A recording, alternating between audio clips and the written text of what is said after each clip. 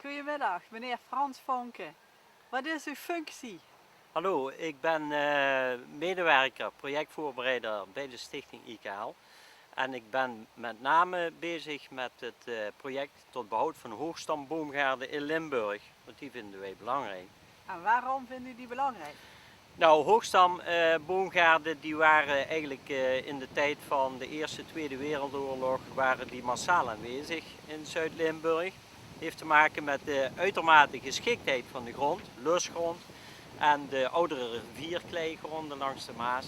En je ziet dan ook van oudsher dat hier in deze omgeving, eigenlijk de hele omgeving langs de Maas en het hele plateaugebied in Zuid-Limburg, volgeplant was met hoogstamfruitbomen. En dat had te maken met de vraag naar fruit vanuit Duitsland, de Ruhrstreek. Daar was de industrialisatie al op gang. En men had van daaruit vraag naar fruit. En met name de lezeponperen, hierachter staat er nog één, die waren daar in zwang. En nu zijn er niet zoveel hoogstambomen meer, maar wel nog veel fruit. Waarom zijn die laagstambomen minder geschikt? Nou, de laagstamfruitbomen die leveren tegenwoordig het fruit. En dat heeft te maken gewoon met de makkelijke manier van werken. Het bestrijden van ziekten en plagen. Je hoeft maar vanaf de grond de vruchten te plukken. En bij een hoogstamfruitboom dan moet je altijd de ladder op. Je moet snoeien op de ladder, het spuiten tegen bepaalde bedreigingen, ziektes en plagen. Dat gaat vanaf de grond met spuitlansen, of dat ging vroeger zo. Ja, ja. En nu hoef je maar met een spuitmachine door de boomgaard te rijden. U noemt net leesjepont. Zijn er bepaalde rassen die meer of minder geschikt zijn voor hoog of laagstam? Nou, je hebt hier in Zuid-Limburg vele hoogstamfruitrassen. Denk aan IJsselner klumpjes, Gronsvelder klumpjes, de IJsselner kers, Margraten renette. Nou, van hier uit de buurt weet ik de herfstpeer van Geul. Die werd vroeger zelfs geëxporteerd naar Italië voor inmaak. Kelmonder grijskes komen ook hier uit de buurt. Dat is een kleine vroege peer. Dan hebben we de schone van Moorveld. Dat is geen mooie vrouw, maar een hele mooie rode appel. Die komt hier uit de buurt. Dus je hebt eigenlijk hier een hele historie van hoogstamfruit. En als je dan vraagt van welke rassen zijn sterker op hoogstam, ja, het zijn die rassen die vroeger daarop ontwikkeld waren. Sterappel, hier is die. Die vond je op hoogstam. De goudrenetten staan ook nog in dit weiland. Je hebt die perenrassen zoals Leegepon, je hebt de herfstpeer van Geul, je hebt de bungerkes, de Limburgse bungerkes. Bij appels vergeet ik de Limburgse bellefleur, dat is een hele mooie appel, naast de Brabantse bellefleur die hier ook aanwezig was. Dus je hebt heel veel soorten in die tijd, veel meer dan nu, die in die huisweiden rond de dorpen aanwezig waren. Ja, want nu in die laagstam zie ik dus Elstar, Golden Ja. en weet ik wat allemaal, die zijn niet geschikt voor hoogte. Of worden die daar gewoon niet meer vanwege de bewerkelijkheid niet meer opgezet? Nou, de smaak is natuurlijk veranderd bij de mensen en die Elstar, dat is eigenlijk de smaakappel van dit moment. Vroeger had je eigenlijk veel meer appelsoorten nodig. Men had appels voor in het gebak, men had appels voor in de stroop. Men had appels voor appelmoes te maken. Dat waren meer zure appels, zoals Franse zure, goudrenet. Men had handappels, zoals de notarisappel, de bellefleure, de sterappels.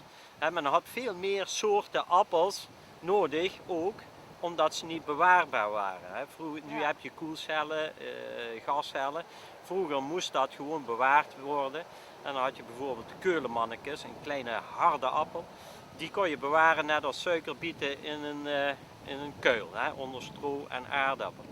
En waarom doet u dan nu als IKL zoveel moeite om dat hoogstambomen toch weer te behouden en terug te krijgen zelfs in het Limburgs landschap? Nou, veel toeristen, recreanten komen naar Zuid-Limburg voor het heuvelachtige terrein. Maar ook vooral geven ze aan voor het landschap.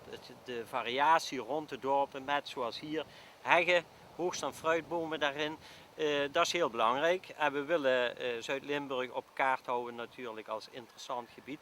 Maar ook we willen dat landschap behouden en het authentieke karakter daarvan. Een mooie groene gordel rond de dorpen van heggen en daar een hoogstamfruitbomen, dat is ook plezieriger voor de mensen om in te leven. En daarnaast heeft zo'n hoogstam fruitboom een hele hoge natuur- en ecologische waarde. Je hebt eigenlijk vanaf half maart beginnen de pruimen te bloesemen en dat gaat door tot de laatste appels, de sterappel, in half mei. Dat betekent meer dan 1,5 maand bloesem. Vervolgens heb je de meikers, die geeft al vruchten van einde mei. En de laatste vruchten, vervolgens krijg je de pruimen, peren, appels. En de laatste appels die gaan tot november, de ijzerappel. En dat betekent dat voor heel veel diersoorten het hele jaar lang van alles te vinden is in die hoogstamboomgaard. Dus dat is ook belangrijk. En dan voor degene, zo'n sterappel zou je kunnen kruisen met andere soorten om weer sterkere rassen te ontwikkelen. Dus dat is heel belangrijk voor ons Zuid-Limburgse landschap en de natuur, ecologie, etc. Ik heb wel eens gehoord dat er nieuwe pluk- ofwel schuttechnieken ontwikkeld zijn waar ze kersen mee plukken en zo. Zou dat ertoe leiden dat er ook meer hoogstam weer wordt gekweekt? Dat denk ik niet.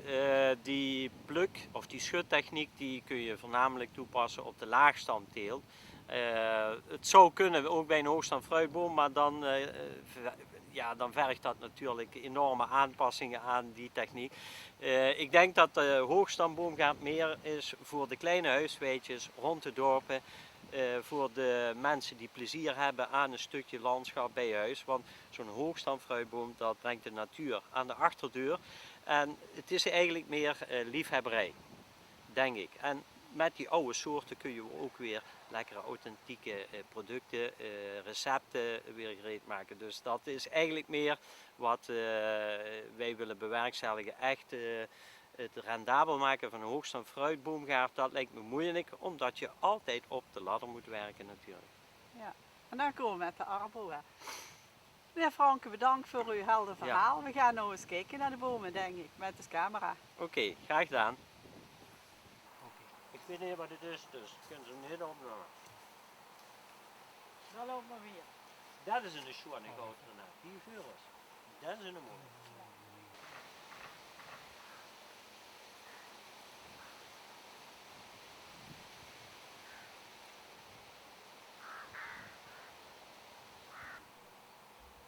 En die hangen hem neer. Toch, we moeten even een hart pakken. Doe even erachter, hè.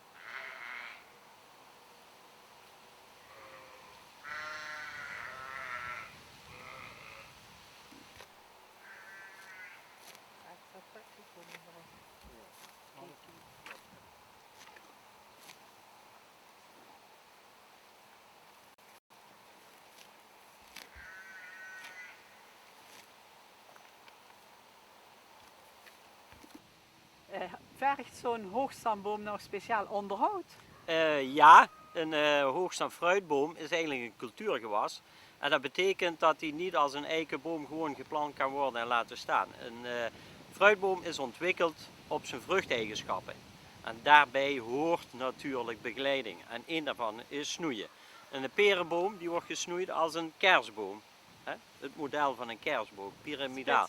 Een appelboom die wordt meer rond tot paddenstoelvormig ontwikkeld. En dat betekent eigenlijk dat je vanaf het eerste jaar bezig met vormsnoei. En dat blijf je toch zeker 10, 15 tot 20 jaar, afhankelijk van soort en ras, blijf je dat doen. En een fruitboom moet ook open zijn. Licht en lucht moeten overal erbij kunnen. Dat betekent dat je hem niet dicht moet laten groeien. Dus ik kan niet zomaar in mijn achtertuin een boom zetten, want ik heb er nul verstand van. Ja, je kunt hem wel planten, maar na een aantal jaren als hij vruchten gaat dragen en helemaal dicht groeit, dan zul je zien dat hij door dat dichte klimaat binnen in de boom, dat hij last krijgt van schimmelziektes en dergelijke. Hij moet open, hij moet zijn goede vorm hebben, zodat alle takken zonlicht krijgen. De Stichting IKL kan u helpen door cursussen te geven. Wij geven jaarlijks cursussen in het vormsnoeien, onderhoudssnoeien van hoogstam fruitbomen. We geven advies. We geven ook advies aan mensen tijdens het snoeien. Daarnaast is het mogelijk om via regelingen van de Stichting IKL hoogstam fruitbomen te laten planten. Waarbij 80% al gefinancierd wordt vanuit subsidies. Dus al dat soort dingen zijn mogelijk. Snoeien is zo belangrijk, ook voor de hoogstuinbomen. Ja, vooral fruitbomen, die zijn destijds geselecteerd op vruchtbaarheid.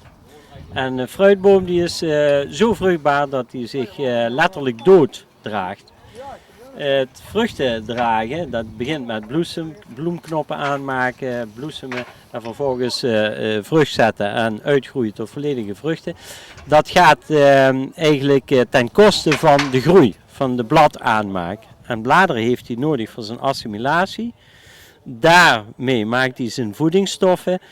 Dus vruchtbaarheid gaat ten koste van zijn voedingsstoffen aanmaakt. En dat betekent dus dat als je hem laat dragen, dan gaat hij zichzelf uitputten en wordt hij minder vitaal en gaat de boom niet lang mee.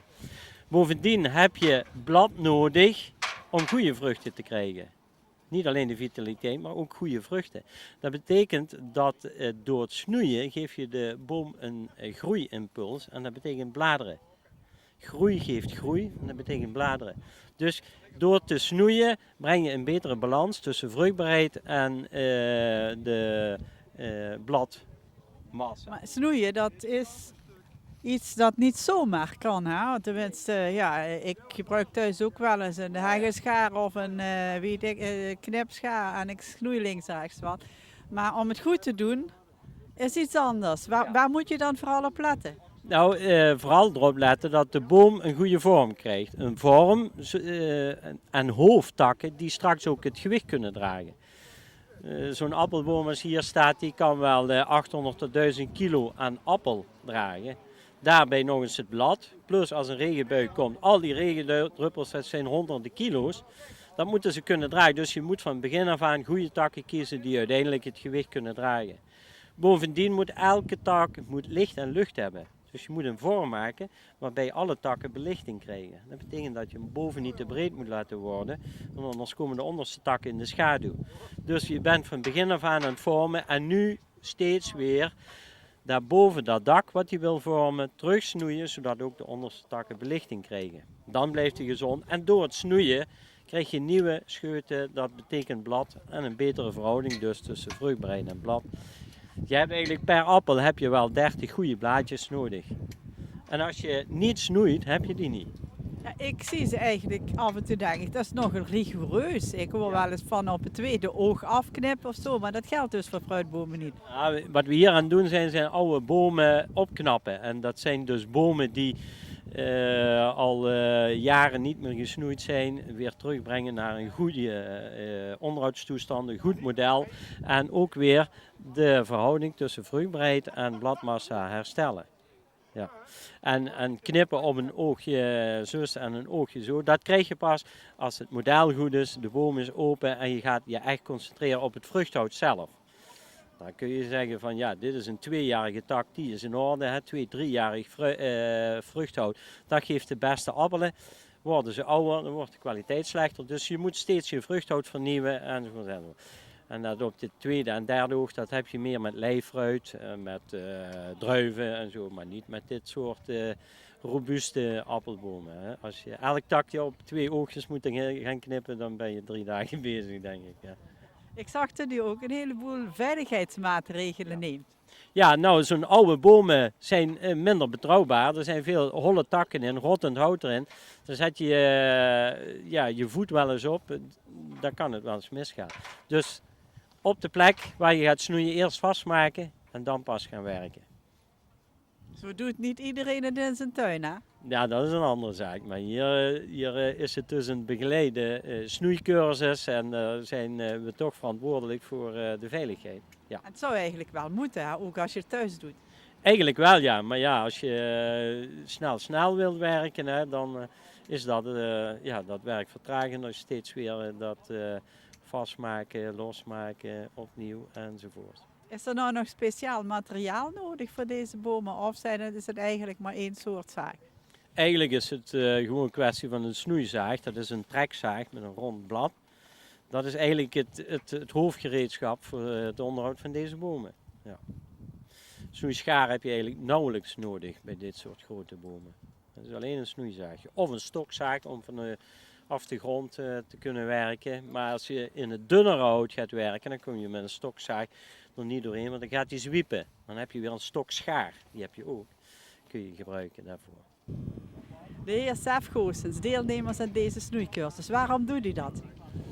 Nou ja, ik heb een klein weidje gekocht en daar heb ik nou een stuk of 8 boompjes in laten zetten. En ja, ik moet die wel onderhouden, dus ik moet enig verstand hebben hoe dat gesnoeid moet worden.